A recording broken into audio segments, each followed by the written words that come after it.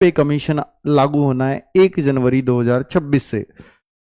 हर 10 साल में ये पे कमीशन आता है। इससे पहले 2016, उससे पहले 2006, उससे पहले और 1996, तो इस तरह से 10-10 सालों में चलता रहता है। और ये क्या होता है पे कमीशन का मतलब है कि मेरे भाई ये जो है आपकी सैलरी को रिव्यू करने के लिए किया जाता है।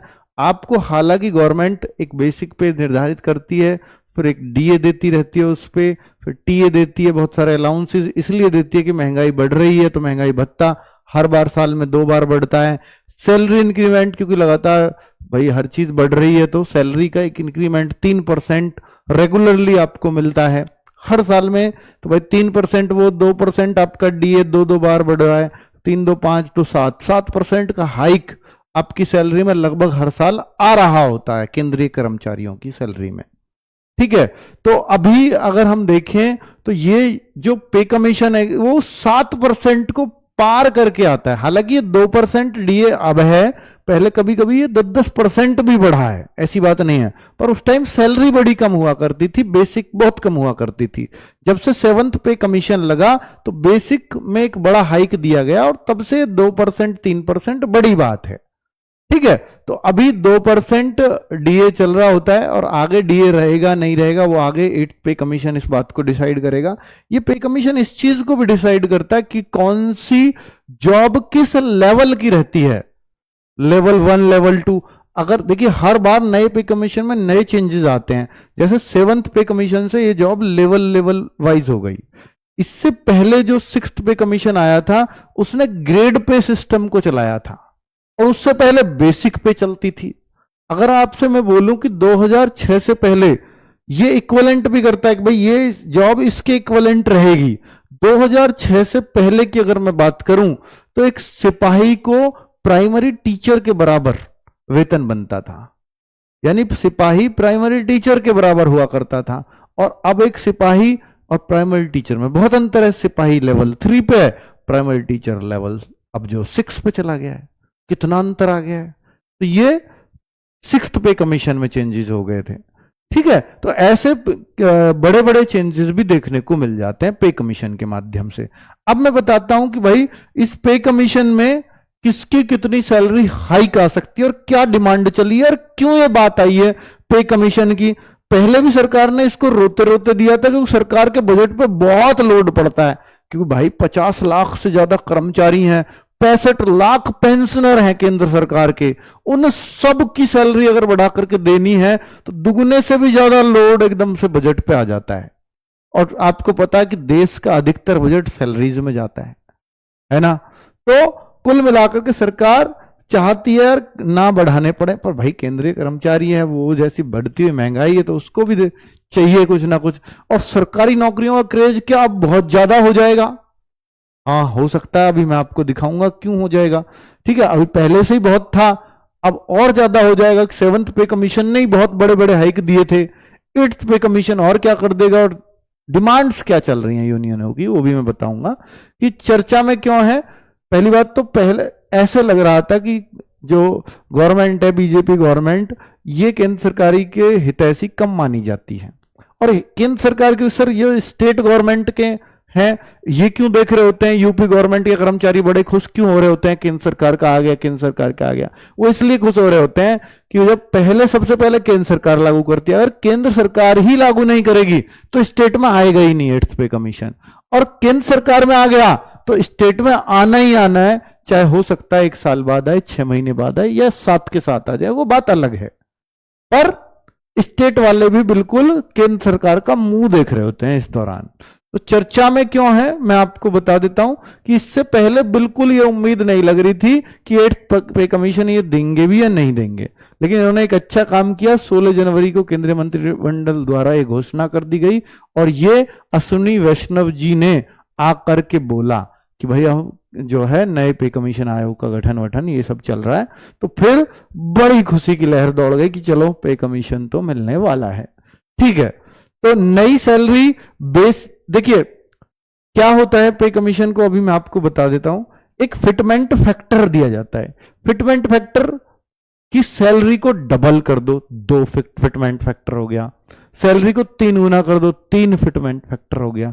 सैलरी को 2.5 गुना कर दो, 2.5 हो गया फिटमेंट फैक्टर। यानी जो अब बेसिक है उसको उतने से गुणा कर देना, ये आपकी नई सैलरी बन जाती है। फिर आपको जो डीए मिलता है, डीए को शून्य कर दिया जाता है, भैया ये फिटमेंट फैक्टर के हिसाब से इसलिए बनाई है। हालांकि उसके अलावा भी ट्रेवलिंग अलाउंस या टीपीटी जो अलाउंस होता है वो भी आपको मिलता है, और भी कई तरह के हाउस रेंट अलाउंस, एचआरए जिसको बोलते हैं, वो बहुत बड़ा सैलरी में एक हाइक देता है कि भाई आपने अपना घर ले रखा है या किराए पे घर ले रखा है तो फिर आपको एचआरए मिलेगा।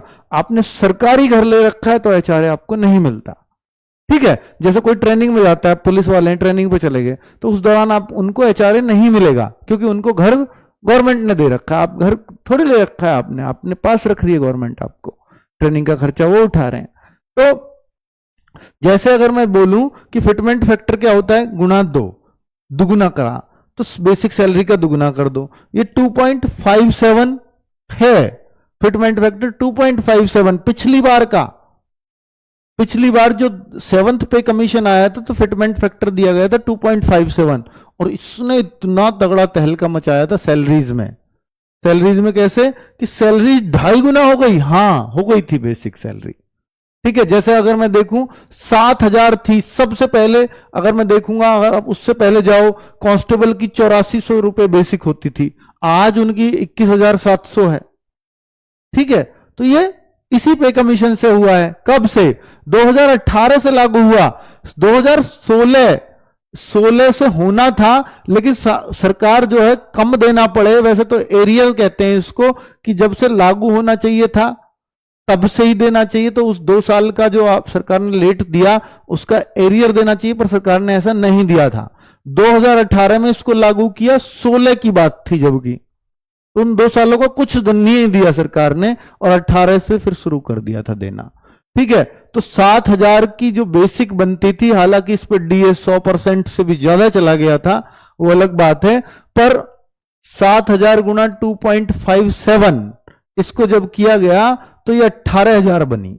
तो ऐसे लेवल 1 की बेसिक सैलरी डिसाइड हुई, और ऐसे ही सभी जो लेवल 2 या लेवल 3 या इससे ऊपर की थी उनमें 2.57 की गुणा कर करके सबको ऐसे बना दिया गया था। ठीक है, तो ये 10। अब मैं आगे और बताऊं। 8वां वेतन आयोग जिसकी बात चल रही है, 1 जनवरी 2026 से लागू होगा। लागू रूल यही है, पर सरकार इसे कि भाई 1 आध साल का कम देना पड़े तो इसको ले जाते खींचते खींचते लागू करने में 2027-28 आवा देती है। तरीका तो यह है कि अगर आप सरकार 2027 में लागू किया, मान लीजिए अप्रैल में, तो इतने दिन का सरकार जो है पीछे की बैकलॉग की सैलरी को एरियर कहते हैं, तो उस दौरान का जो अंतर है सैलरी में वो देना चाहिए सरकार को, पर नहीं दिया था पहले। तो ये सरकार की मर्जी पर डिपेंड करता है, जैसे भी है। ठीक है भाई, उन्होंने किस तरह से किया है। तो लगभग 50 लाख केंद्र सरकार कर्मचारी इस पर लाभान्वित होंगे, और 65 लाख पेंशनर को लाभ मिलेगा। 2026 तक स्थापित किए जाने की संभावना है।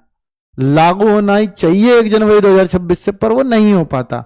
स्थापना बताते बताते 2027 भी ले आएंगे, और फिर 28 से हो सकता है लागू करें, क्योंकि 2018 में लागू किया है, तो इस वजह से मैं कह रहा हूं। 7वें वेतन आयोग में कर्मचारी संघों ने इतने फिटमेंट फैक्टर की मांग की थी, लेकिन इन्होंने दिया कितना? 2.57। मांगा था 3.5 गुना से ज्यादा करो सैलरी, लेकिन इतना दे दिया था। इस बार डिमांड कितनी है? अब भी 3+ की डिमांड है। तो भाई अगर 3 से ज्यादा की डिमांड है तो सर क्या 2.5 दे देंगे? नहीं लगता चांस। कितना देने का चांस लगता है वो भी बताऊंगा अभी। ठीक है, देखिए ऐसे ऐसे बन रहा, जो चांस बन रहे हैं, क्या है फिटमेंट फैक्टर और कितना असर पड़ेगा, तो ये फिटमेंट फैक्टर मैं आपको समझा चुका हूं। अब यहां मुझे समझाने की जरूरत नहीं है, क्योंकि इससे सबसे न्यूनतम सैलरी से न्यूनतम बेसिक से ही ये कैलकुलेट किया जाता है। अगर पिछली बार जितना दे दें तो 46,280, और कोई बताता है इस बार तो इतना मिलेगा, तो भाई इतना मिल जाए तो इसकी सैलरी 51,480 बेसिक बन जाएगी। फिर इस पे टीपीटी अलाउंस जोड़ो, फिर इस पे कहीं 8, 16, 24% एचआरए, इसका 24% जोड़ दिया एचआरए, सैलरी कहां पहुंचेगी? सोचिए, लेवल 1 की जॉब की 70,000 पार कर जाएगी इस हिसाब से तो। ठीक है, तो ऐसा तो मुश्किल है कि 18,000 वाले की 70,000 सैलरी बन जाए, क्योंकि आज की डेट में उसकी 34-35 बनती होगी 18,000 वाले की। डीए मिलता है ना 55%, इसलिए। चलिए, ऐसे होगी कैलकुलेशन, वो तो मैं आपको बता ही चुका हूं, ये पिछली वाली कैलकुलेशन है। अगर मैं और बताऊं कि भाई फिलहाल जो है कि एक 18,000 जैसे बेसिक सैलरी है किसी की, 18,000 लेवल 1 वाले की बात कर रहा हूं, लेवल 2 लेवल 3 की सबकी अलग अलग। लेवल 2 की 19,000 800 या 900, 19,900 है। लेवल 3 की 21,700 है। लेवल 4 की 25,000 कुछ है। लेवल 5 की 29,000 कुछ है। तो लेवल 6 की 35,000 कुछ है। ठीक है, तो इस तरह से अलग अलग बनी हुई है। लेवल 7 की 44,900 है। तो इस सबकी अलग अलग बनी हुई है बेसिक सैलरी लेवल वाइज। ठीक है, तो मैं सबसे नीचे वाले लेवल की बात कर रहा हूं, 18,000। तो इस पे ही एग्जाम्पल दे रहा हूं कि जैसे आज की डेट में किसी की सैलरी बनती है तो इस पे 55% इसका डीए जोड़ा जाता है। डीए जो शून्य हो जाएगा नए पे कमीशन में, महंगाई भत्ता जिसको बोलते हैं। ठीक है, आगे डीएनएस अलाउंस अंग्रेजी में इसको बोलते हैं। फिर इसमें जैसे कोई दिल्ली जैसे शहर में रहता है तो 30% एचआरए, पहले 24 था अब 30 कर दिया है, 30% एचआरए बनता है। इसका 30% वो जुड़ेगा दिल्ली जैसे शहर में जिसकी ड्यूटी है, चंडीगढ़ जैसे शहर में ड्यूटी है, मुंबई में ड्यूटी है, चेन्नई में ड्यूटी है, तो उनमें 30% एचआरए बनता है क्योंकि ये महंगे शहर हैं। तो 5400 तो एचआरए ही बन जाता है, प्लस 55% इसका ये जोड़ोगे तो 18 पंजे 90, तो 9 9,500 रुपए ये बन जाएंगे। तो 18 9 27 5 32, तो सीधी सीधी है। फिर टीपीटी अलाउंस 3,000 कुछ वो बन जाएगा। तो इस तरह से ये भी सैलरी 35-36,000 के आसपास पहुंच जाती है आज की डेट में। लेकिन अगर ये फिटमेंट फैक्टर वाला लागू हो गया तो मैंने अभी 51,000 बना के आपको दिखाई, अभी और थोड़ा सा और डिटेल में समझाऊंगा इस बात को। तो ये चीजें इस तरह से काम करती हैं बच्चों। ठीक है, और ये भी एक बात चल रही है कि सरकार ने ये तो कम से कम इतना तो कर ही देगी, ये बोल रहे हैं कि अगर सबसे न्यूनतम भी दिया तो जो लेवल 1 वाला है उसको लेवल 2 वाला पकड़ा देंगे। वह अब लेवल 1 ये चलेगा 19,900 से, और लेवल 2 को लेवल 3 वाला दे देंगे, लेवल 3 वाले को लेवल 4 वाला। ये सबसे न्यूनतम है ये, पर इसमें तो कितना ही फिटमेंट फैक्टर आया है, बहुत कम, 1 पॉइंट कुछ ही आएगा। ठीक है, चलिए, तो अभी जो 3 फिटमेंट फैक्टरों की बात चल रही है जो संज्ञान में आए हैं, वो इन 3 फिटमेंट फैक्टरों की बात चल रही है कि भैया सबसे कम भी दिया तो 1.92, मतलब इसके ही चांस सबसे ज्यादा लग रहे हैं 8th पे कमीशन में। 1.90 या 1.92 को दिया जाएगा, क्योंकि अगर 2.57 पिछली बार दिया था, अब 2.5 देंगे। उस टाइम 7,000 से 18,000 हुई तो 11,000 बढ़े। आज 2.57 देंगे, 18,000 से 51,000 हो रही है, ये 46,000 हो रही है, जो भी है। मैं अभी अगर देखूं 2.5, हाँ ये 46,000 हो रही है। तो जब तो 7,000 से फिटमेंट फैक्टर से 11,000 बढ़ रहे थे, आज देखना कितना बढ़ रहा है, आज 28,000 बढ़ रहा है। तो भाई इतना बढ़ना, इसलिए 11 एक और बढ़ रहा होता तो शायद ये फिटमेंट फैक्टर मिल जाता है, 11 की जगह 15 बढ़ रहा होता मिल जाता, पर ये बढ़ कितना रहा है उसको देखो, तो इतना फिटमेंट फैक्टर मिलने का चांस ही नहीं लगता किसी भी तरीके से। ठीक है, तो फिटमेंट फैक्टर जो न्यूनतम लग रहा है जिसका हिसाब, वो 1.90 1.92 के आसपास लग रहा है कि ये शायद दे दिया जाएगा।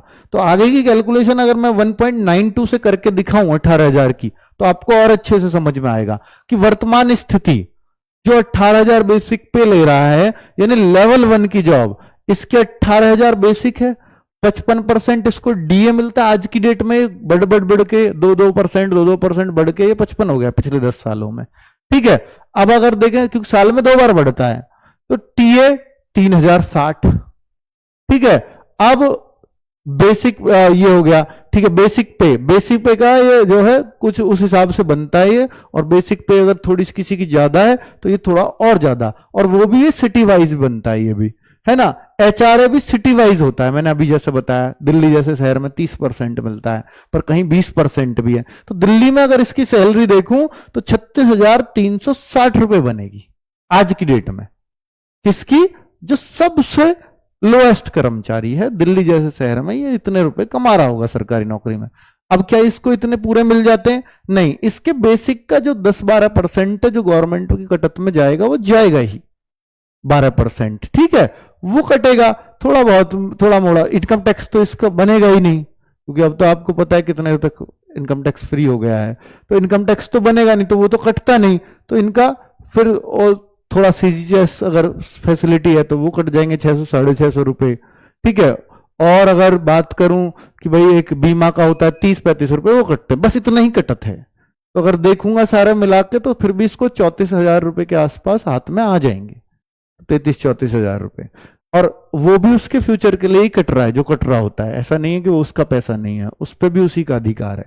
अब 8th पे कमीशन की मैं बात करता हूं कि अब नई सैलरी क्या बन जाएगी अगर इन्होंने न्यूनतम, हालांकि जो यूनियन की मांग है तो एनसीसीएफ शायद कुछ ऐसा नाम है जिसपे ये मांग रखी जाती है, सरकार के लोग भी होते हैं उसमें और यूनियन के लोग भी होते हैं, और उनसे उन्होंने जो मांगे दी हैं उन सब पे विचार करने के लिए उन्होंने आश्वासन दिया है कि हाँ भाई हम इनसे विचार करके अपना एक डिसीजन लेकर के आपको बता देंगे। तो ये उम्मीद चल रही है कि इतना तो कम से कम दिया ही जाएगा।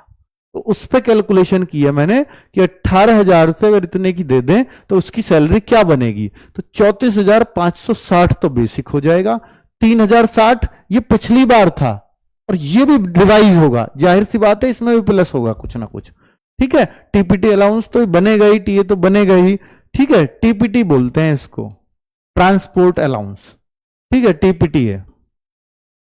और XY बेसिक जो भी है मतलब उसके हिसाब से रहता है थोड़ा से।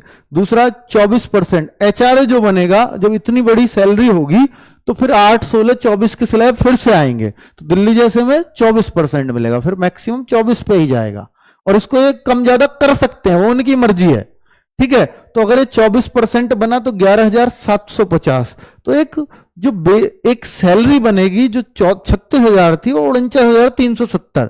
तो ऐसा ना कोई सोचे कि मेरी दुगुनी हो जाएगी, मेरी 3 गुनी हो जाएगी, फर्क भी पड़ा तो इतना ही पड़ेगा, इससे ज्यादा नहीं पड़ने वाला, ठीक है। और इस हिसाब से आप ना कैलकुलेट बाकी भी कर सकते हो, अगर थोड़ा बहुत और पड़ा है, अगर ये 50 से ऊपर जाती है तो वो यहां से यहां टीपीटी अलाउंस का कुछ पड़ जाएगा, फिर तो सर सही है, 50,000 पार हो रही है एक लेवल 1 के कर्मचारी की। अगर तो लेवल 2 और अच्छा जाएगा, लेवल 3 जो एक सिपाही होता है वो तो 70,000 पार कर जाएगा। जी हाँ बिल्कुल कर जाएगा।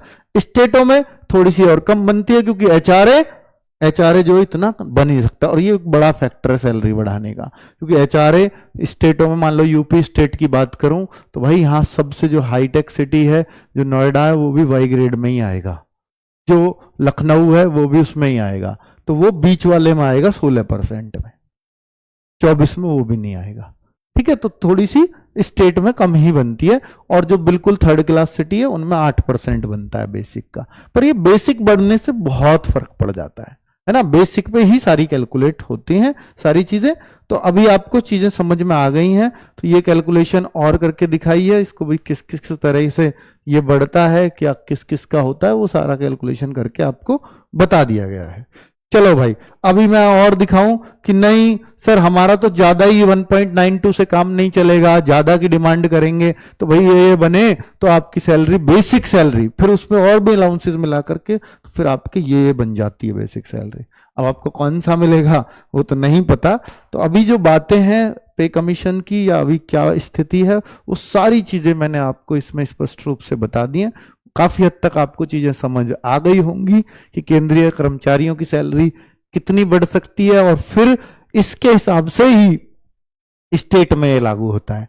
थैंक यू वेरी मच साथियों, नमस्कार।